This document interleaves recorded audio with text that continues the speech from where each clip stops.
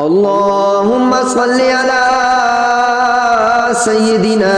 ومولانا محمد صاحب التاج والمعراج والبراق والعلم دافع البلاء والوباء والقحط والمرض والألم اسمه مكتوب مرفوع مشفوع منقوش في اللوح والقلم سيد العرب والعجم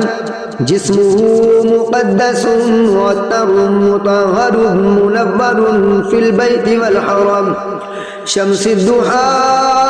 بدر الدجى صدر العلا نور الهدى كافي الورى مصباح الظلم جميل الشيم شفيع الأمم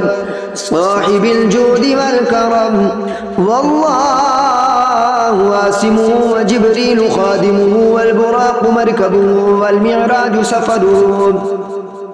والمعراج سفره وسدرة المنتهى مقامه وقاب قوسين مطلوبه والمطلوب مقصوده والمقصود موجوده سيد المرسلين خاتم النبيين شفيع المذنبين أنيس الغريبين رحمة للعالمين راحة العاشقين مراد المشتاقين شمس العارفين سراج السالكين مصباح المقربين محب الفقراء والغرباء والمساكين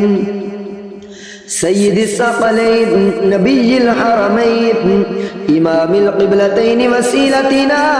في الدارين صاحب قاب قوسين محبوب رب المشرقين ورب المغربين جد الحسن والحسين مولانا ومولى الثقلين أبي القاسم محمد بن عبد الله نور من نور الله يا أيها المشتاقون بنور جماله بلغ الأولى بكماله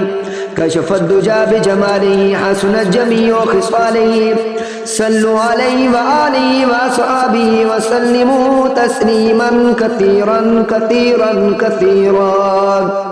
آمنت بالله صدق الله العظيم.